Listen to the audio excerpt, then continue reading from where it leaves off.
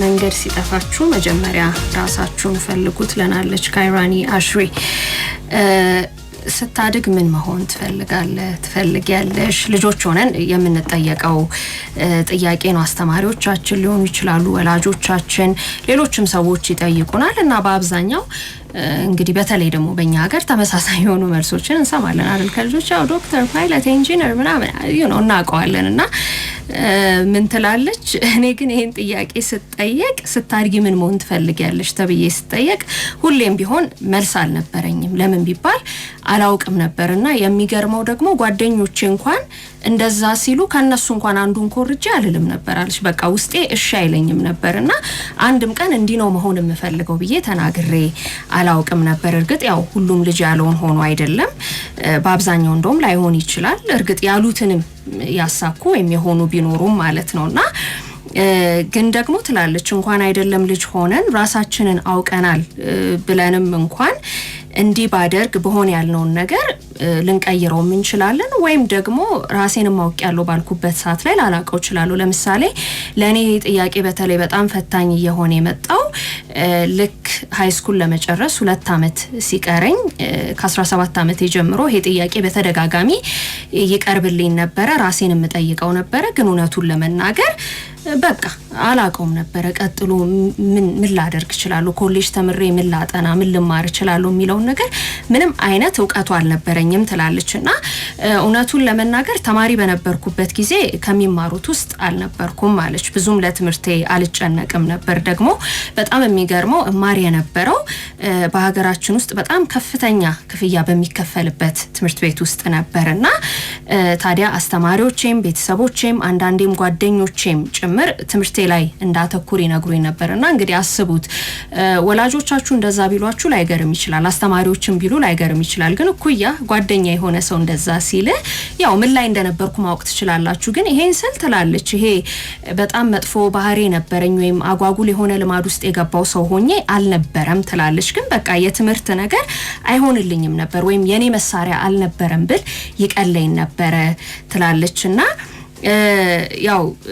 እንኳን ጎበዝ ተማሪ ያው ጥሩም ተማሪ አልነበርኩም። በትምህርት ቤት ውስጥ በአብዛኛው ጊዜ በአርት ክለብ ውስጥ ነበረ የማሳልፈው፣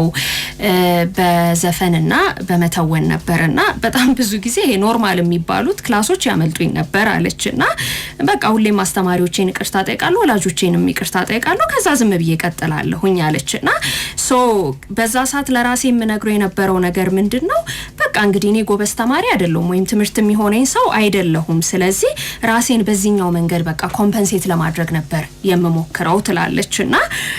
እውነቱን ለመናገር በጊዜው ለኔ ጥሩ ነበር፣ ኢንጆይ የማደርገው ነገር ነበር። አካዳሚክሊ ደግሞ በጣም ስትራግል አደርግ ነበርና ልክ ግን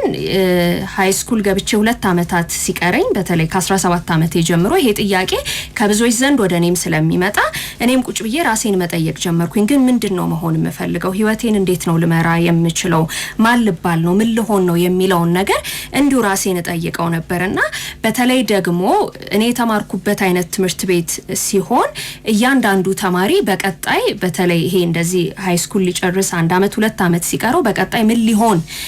እንደሚፈልግ አውቆት የሚገባበት ነው ትላለች። ምክንያቱም ሰዎች እንኳን እዛ ነው መማረው ስል በጣም እድለኛ እንደሆንኩ ይነግረኛል። ምክንያቱም በቀላሉ የሚገባበት አይነት ቦታ አይደለም፣ ከፍተኛ ክፍያ የሚጠይቅ ነውና ያ ብቻ ደግሞ አይደለም ትላለች። እንደዚህ አይነት ትምህርት ቤቶች ውስጥ ስትማሩ ምንድነው አሁን ቀጥታ ትልልቅ የሚባሉ ዩኒቨርሲቲዎች ቅድሚያ የሚሰጡት ለኛ አይነት ትምህርት ቤት ነበር ትላለች። በቃ እነ ካምብሪጅ እና ሃርቫርድ ምናምን የሚባሉት ቅድሚያ ተማሪዎችን ሲመርጡ ከኛ ነበረ የሚመርጡትና ልክ ያ ነገር እንደማይሆነኝ ሳቅ እኔ በቃ ይቅርብኝ ሌላ ትምህርት ቤት ገብቼ በቃ ልጨርስ የሃይስኩል ትምህርቴን ብዬ ወላጆቼን ጠየቅኩኝ አለች። በፍጹም አሉኝ አለች። አይሆንም እዚሁ ነው መጨረስ ያለብሽ፣ አይታወቅም የተወሰነ ነገር ብታስተካኪ ቢያንስ ያው ትልልቅ የሚባሉት እንኳን የትምህርት ተቋማት ባትገቢ ግን የሆነ ኮሌጅ የሆነ ዩኒቨርሲቲ መግባት ትችያለሽ፣ ስለዚህ እዛው ነው መጨረስ ያለብሽ ተባልኩኝ አለችና ለኔ ግን በጣም ከባድ ነበር አለች። እውነቱን ለመናገር እሺ ቆይኔ አሁን ዩኒቨርሲቲ በገባ ምንድነው ላጠና የምችለው፣ በቃ ምኑንም አላቆም ነበር አለች። ምን አይነት ፍላጎት እንዳለኝ ምንም በቃ እንዲ ነው እንኳን ብዬ ኢንትረስት የሚያደርገኝ እንደው አንድ እንኳን የትምህርት ሳብጀክት አልነበረም ትላለችና ያ የበለጠ ነገሩን ከባድ አድርጎብኝ ነበርና ያም ቢሆን ግን በቃ ራሴን መጠየቄን ቀጠልኩኝ አለችና መልስ ላገኝ አልቻልኩም ሶ ቀጥሎ ራሴን ምን ጠየቅኩኝ እሺ ታዲያ እኔን ግን የሚያስደስተኝ ነገር ምንድነው እንደው ይሄንን ነው ላጠና ልማር የምፈልገው ምናምን የሚለው ነገር እንኳን ቢቀር ካይራኒ ግን ምንድነው የሚያስደስታት የሚለው ነገር ራሴን ጠየቅኩኝ ትላለችና እውነቱን ለመናገር በሰዓቱ መልሱን ላገኝ አልቻልኩም ግን ደግሞ አንድ የገባኝ ነገር ቢኖር አይ ለአንድ ነገር ግን ተፈጥሬያለሁ የሚለው ነገር ነበረ እነዛን ጥያቄዎች ስጠይቅ ያገኘሁት ምላሽ ትላለችና ታዲያ ምን ሆናለች አንድ ቀን አጋጣሚ ሆኖ ከጓደኞቼ ጋር ያወራል በጣም እንትን ወዳለው አለች ይሄ ልብስ መግዛት ጫማ መግዛት ምናም በቃ እንደዚህ አይነት ነገር ያስደስተኛል አለችና ሁሌም ጓደኞቼ ምን ይሉኛል ምን አንቺ እኮ ከምትለብሹ ማትለብሹ ይበልጣል ማለት ቁምሳጥንሽ ራሱ ሱቅ አይወጣው እንዴ አይነት ነገር ይሉኝ ነበር አለችና ሶ ያን ዕለት ልክ እንደዛ ሲሉኝ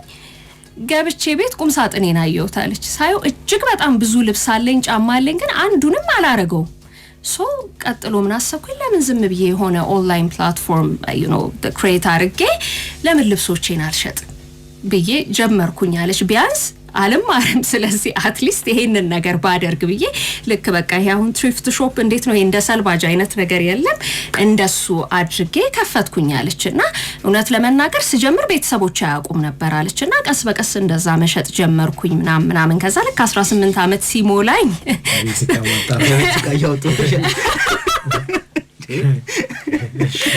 የራሷ ልብስ ነው ሰውልቼ ገዛች ቤተሰቦቿ ናቸው የገዙት ነው እሺ ራሷን ችላስካለች ከዛ ቢዝነስ ላይሰንስ አወጣሁኝ አለች በቃ ፍቃድ ይሄኔ ለቤተሰቦቼ ነገርኳቸው አለች እነሱ ምንም እንኳን ባያስደስታቸው ግን ደግሞ ነው በቃ ይሄንን ነው ማድረግ የምፈልገው ብዬ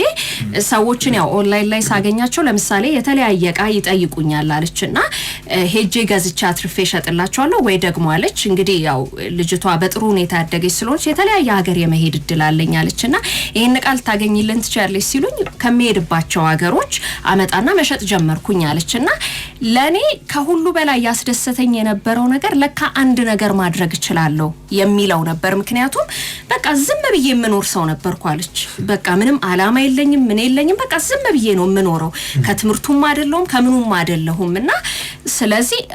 ኢቭን እንኳን ትምርት ቤት አርት ክለብ ውስጥ ሳሳልፍ አለች እንዲሁ ማደርገው ነገር ስለሌለ ነው ቢያንስ ያኛ ያስደስታል ተውናለሁ ዘፍናለሁ ምናምን እንደ ትምርቶቹ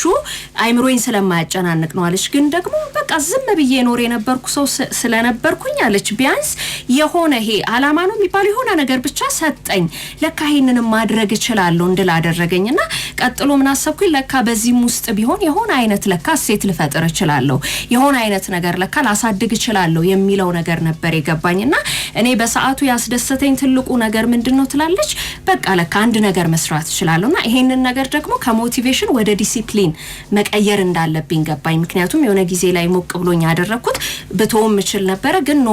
በቃ በዚህ ነገር መቀጠል አለብኝ ብዬ ወሰንኩኝ ትላለችና ቀስ ያለ እንግዲህ ስትናገር ስራውን እየወደድኩት መጣው አለች እያሰፋችሁ መጣችና በዚህም በጣም ጥሩ ስሜት እየተሰማኝ መጣ አለችና እውነቱን ለመናገር ግን ይሄ ሁሉ በሚሆንበት ጊዜ በብዙዎች ዘንድ ተቀባይነት አላገኘም በተለይም ደግሞ በወላጆቼ ዘንድና ብዙ ትግል ነበረብኝ ትላለችና ራሴን ነው ውስጤን ማዳመጥ ያለብኝ ወይስ ደግሞ የሌሎችን ሰዎች ድምጽ የውስጥ ድምጽ ወይስ የውጭ ድምጽ ይበልጣል የሚለው ነገር ቁጭ ብዬ መስማት ጀመርኩኝ ትላለችና ሶ ስጠይቅ አሁን ላይ እኔን ያስደስተኝ ያለው ነገር ምንድነው ስል እየሰራው ያለው ስራ በቃ አስደስቶኛል የሆነ ነገር ለኔ ሰጥቶኛል ስለዚህ ያው እያንዳንዱ ነገር የማይቀር ሁሌም ቢሆን ትላለች የራሱን ቻሌንጅ ይዞ ይመጣል ግን ምን ያህል ገብቶን እንመርጣለን ነው ዋናው ጥያቄ ምክንያቱም ደግሞ ሁሌም ቢሆን ያው ምርጫዎች ይኖሩናል በጣም ብዙ ጊዜ የሆነን ነገር እየከበደን ማድረግ ሊሆን ይችላል ወይ ደግሞ እዛው ይሄ ኮምፎርት ዞናችን ውስጥ ቁጭ ብለን ራሳችንን ማጣት ሊሆን ይችላል ስለዚህ በቃ ቢከብደኝም ባደርገው እመርጣለሁኝና የራሴ ምለውን ምርጫ ገብቶኝ መርጫለሁ ትላለችና ሶ ትልቁ ግን በዚህ ሂደት ውስጥ የገባኝ ነገር ምንድነው አለች ያው የራሴን ድምጽ ስመርጥ የሆነ አይነት ፐርፌክት የሆነ እቅድ ማግኘት አልነበረም ትላለች አላማዬ ትልቁ ነገር ራስን ማግኘትና በዛ ላይ ህይወትን መገንባት መቻል ነውና በዚህ ሂደት ውስጥ ሌላኛው የገባኝ ነገር ምንድነው ትላለች እንደ ሰው ብዙ ጊዜ የሆነ ነገር ጠፍቶብናል መንገድ ጠፍቶብኛል ብሎ ማሰብ ይሄ ግራ መጋባትን እንደ ውድቀት መቁጠር የለብንም ይልቁኑ ህይወትን አዲስ መስመር ለማስያዣና እውነተኛ ማንነትን ለመፈለግ የሚረዳ አጋጣሚ እንደሆነ አድርገን መቀበል እንችላለንና የመጀመሪያው ነገር ያው ይሄ ጥርጣሬያችንን መቀበል መቻል አለብን ትላለች። ምክንያቱም በሁሉ ነገር 100% ሲጀመር እርግጠኛ መሆን አንችልም። ባናውቀውም እንኳን ራሳችንን ለማግኘት የመጀመሪያው ነጥብ ወይ መነሻ እንደሆነ አድርገን መቀበል ያስፈልጋል ትላለች። ሌላኛው ደግሞ ራስን ማዳመጥ ነው። ምክንያቱም አንዳንድ ጊዜ ከሌሎች በተቃራኒ የሄድን ቢመስል እንኳን ለራሳችን ትክክለኛና እውነተኛ የሆነው ነገር ላይ ማተኮር ያ በጣም አስፈላጊ ነው። ሌላና በጣም የጠቀመኝ ብላ የምታስቀምጠው ነገር ምንድነው? በትንሹ መጀመር ነው። ምክንያቱም ይሄ ወደ ተግባር መግባት ስንል ዋናው ነገር አንድ እርምጃም ቢሆን መራመዳችን ነው። ግዴታ በአንድ ጊዜ ብዙ መራመድ ላይ ይጠበቅብን ይችላል። ወይም ደግሞ ይሄ በአንዴ ትልቅ ለውጥ ለማምጣት ከመጨነቅ ይልቅ በየቀኑ ትንንሽና የታሰበባቸውን እርምጃዎች መውሰድ ያ የበለጠ ውጤታማ ያደርጋልና ትልቁ ነገር ምናልባትም ይሄ ወደ ውስጥ መመልከት፣ ራስን መጠየቅ፣ የቱ ነው የሚያስደስተኝ ወይም ደግሞ ይሄ ነገር ያስደስተኛል ወይ የሚለውን ማወቅና መመለስ መቻል የሚጠቅም ነገር ነውና ለዚህም ነው ምናልባትም ሌሎች ማንነታችንን እንዲገልጹልን ከመፍቀድ ይልቅ የራሳችንን ምስልና ማንነት መቅረጽ ወይም መገንባት ያለብን